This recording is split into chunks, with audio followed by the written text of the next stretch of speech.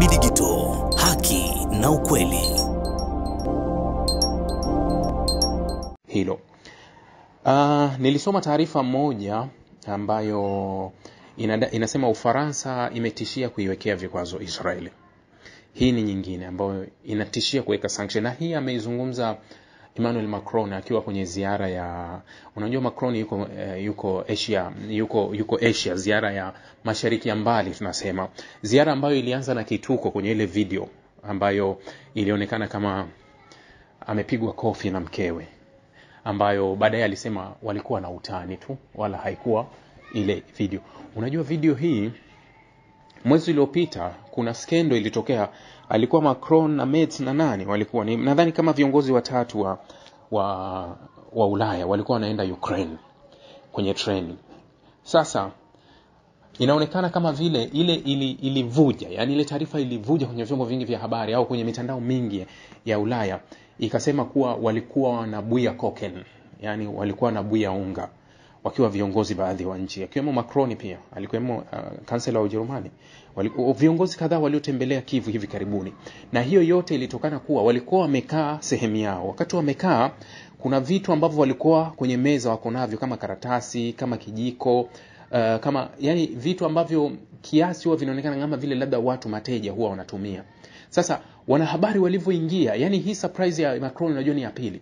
Wale wanahabari walivyoingia, wao wakatoa vile vitu wakaficha, lakini kuna baadhi ya vitu vilionekana. Sasa na mjadala mkubwa ukawa kuwa hawa ni mateja, wanatumia madawa, kitu ambacho kilikanushwa na ikulu ya Elysee ya Ufaransa, kuwa hiyo habari ni ya uongo, sio kweli. Kwa hiyo hii iliyokuja kutokea juzi, ambayo ilionekana wakati Macron anashuka kwenye ndege, ikaonekana kama kasukumwa au kama vile kapigwa kibao na mkewe, na wakati mlango wa ndege unafunguka ikawa kama kituko kingine ambacho kuwa yeye alikanusha tu, akasema, yani kwa msiojua, Emmanuel Macron alimuoa mwalimu wake.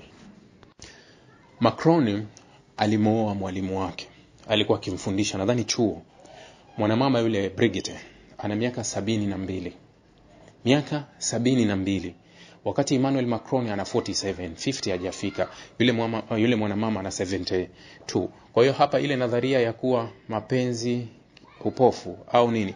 Manake sisi huku kwetu Afrika tuna ile nadharia ya vijana wengi unawaona wa Kiafrika baadhi ambao huwa wanatafuta wabibi wa kizungu.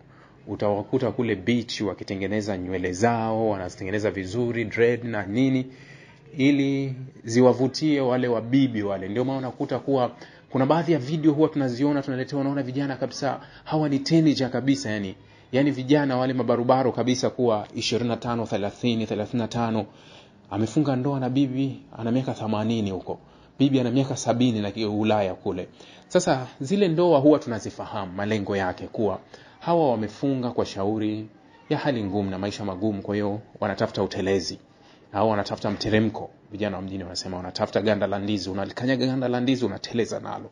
Kwa hiyo wanatafuta mtelezo kupitia wabibi wale, kwa sababu wale wabibi tayari unakuta wana pesa, wana nini, na hawa vijana hawaoni chochote kinachokuja. Kwa hiyo ndio matokeo yake kuwa vijana wadogo wanaenda kuoa kina mama wazee ambao ni watu wazima au juu ya miaka 70, miaka mingapi, ambaye kuwa hata kuzaa hawezi kuzaa.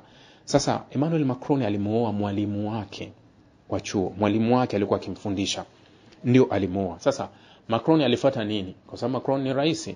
Yani vinginevyo unaweza kusema kuwa nini, up and down, au tuseme kuwa hii inaweza ikawa up and down, kuwa wanaume kuoa wanawake wadogo ni kawaida kuliko wanaume kuoa hawa, kwa sababu ukikalkuleti umri utaona amemzidi miaka mingi, kutoka 47 to 72, tofauti yao ndio hiyo. Kwa hiyo ilitokea wakati huo. Sasa katika ziara ambayo yuko mashariki ya mbali, Emmanuel Macron amezungumza tena. Nimemwona mara hii amekuwa na vile vikauli kama mfululizo kama vya waziri mkuu wa Hispania Pedro Sanchez. Mnamjua Sanchez, yeye tangu mwanzo wa vita hii ya Gaza hakuwahi kuwa mnafiki. Yeye akasimama kwenye njia yake na akaweka mkazo wake ulipoweka. Hata alipopata vitisho vya Marekani, wakati alipogoma nchi yake meli za Marekani zisitie nanga, hakuwahi kuyumba. Hakuwahi kuyumba kuhusu kuishutumu Israel kwa vyovyote. Hajawahi kuyumba Pedro Sanchez. Na kitu kimoja ambacho Pedro Sanchez anaungwa mkono na raia wake kwa kiwango kikubwa wa Hispania, lakini anaungwa mkono na karibu mawaziri wengi wa serikali yake wanamuunga mkono kile anachokifanya kuhusu masuala ya Gaza. Sasa kwa siku za karibuni naona Macron kama ameanza kukaza mguu wake kama vile alivyokaza kwa Urusi. Unajua kwa Urusi yeye alikuwa na ugomvi binafsi na Ufaransa na Urusi, hasa kwa kile kilichotokea kule magharibi mwa Afrika baada ya Ufaransa kuondoka sana magharibi mwa Afrika. Kwa hiyo wamekuwa kama wana bifu fulani ambayo binafsi ipo kule. Sasa Macron hivi karibuni ameongeza kukanyaga mguu wake kwa Israeli, hasa alipoanzisha ile kitu anasema kuwa Ufaransa inataka kuitambua Palestina, ambao swala lilikuwa lina-connect mpaka Uingereza. Alikuwa anawashawishi pia Uingereza waingie kwenye hilo. Kwa hiyo huu ni msimamo wa Ufaransa kama vile wameshikilia kuwa hili haliwezekani. Sasa Emmanuel Macron akiwa kule kwenye ziara yake mashariki ya mbali Singapore, anasema rais wa Ufaransa Emmanuel Macron ameonya kuwa nchi yake inaweza kuweka vikwazo dhidi ya Israeli isipokuwa serikali ya Israeli ikiwa itajibu kutatua mzozo wa kibinadamu huko Gaza. Akizungumza katika ziara yake nchini Singapore Ijumaa, Macron alisema jumuiya ya kimataifa haiwezi kubaki kimya huku wa Palestina huko Gaza wakikabiliwa na mzozo wa njaa unaozidi kuongezeka. Maoni hayo yanaongeza zaidi shinikizo la kimataifa kwa Israeli ambayo imezuia msaada kwa Palestina takriban miezi mitatu, huku mashirika ya misaada yakionya kuhusu njaa kuongezeka. Anasema vizuizi vya kibinadamu vinasababisha hali ambayo haiwezi kutekelezeka tena. Macron alisema katika mkutano wa pamoja na waandishi wa habari pamoja na waziri mkuu wa Singapore Lawrence Wong, iwapo hakutokuwa na jibu katika masaa na siku zijazo kulingana na hali ya kibinadamu, tutalazimika kuimarisha msimamo wetu wa pamoja. Aliongeza akipendekeza kwamba Ufaransa inaweza kufikiria kutekeleza vikwazo dhidi ya walowezi wa Israeli. Israeli hivi majuzi ilisema inakubali shinikizo la kimataifa na itaruhusu usambazaji mdogo wa chakula na dawa katika Gaza, ambapo inaendelea kufanya mashambulizi makali ya kijeshi. Hata hivyo, bado kuna hila ya kuingiza misaada ambayo inaingia kwa udhibiti wa enjo mpya inayoungwa mkono na Israel na Marekani ambayo inaambatana na uporaji na ghasia.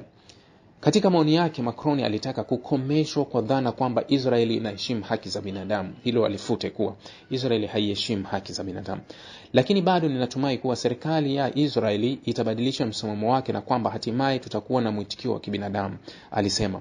Kiongozi huyo wa Ufaransa alisisitiza kwamba kutambuliwa kwa taifa la Palestina sio jukumu la kimaadili bali ni hitaji la kisiasa. Ingawa aliongeza kuwa kuanzishwa kwake kunahitaji kuja chini ya masharti maalum.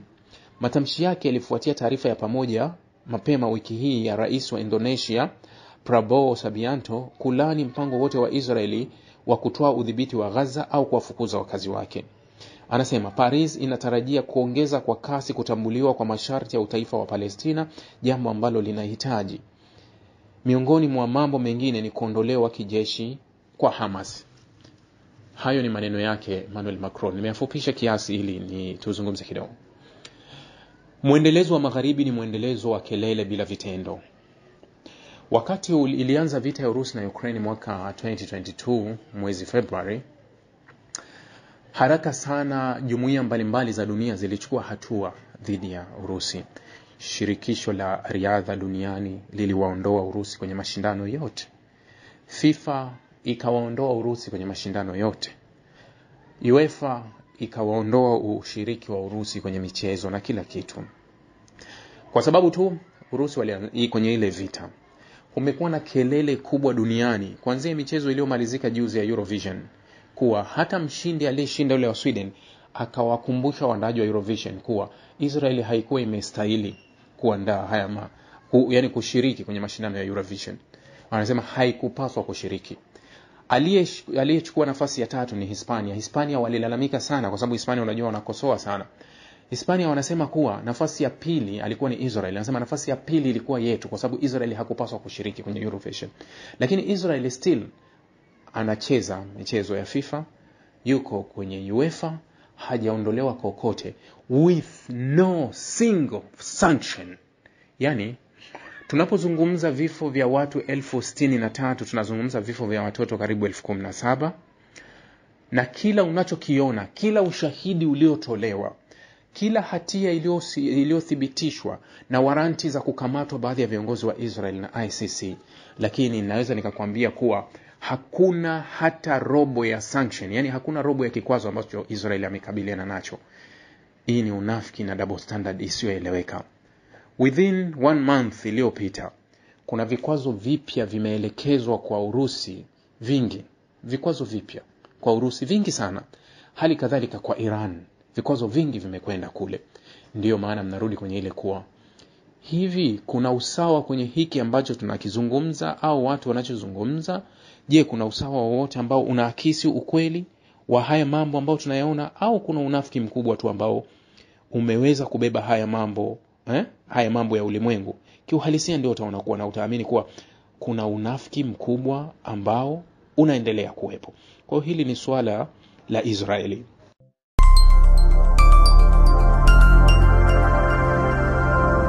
Rahby Digital, haki na ukweli.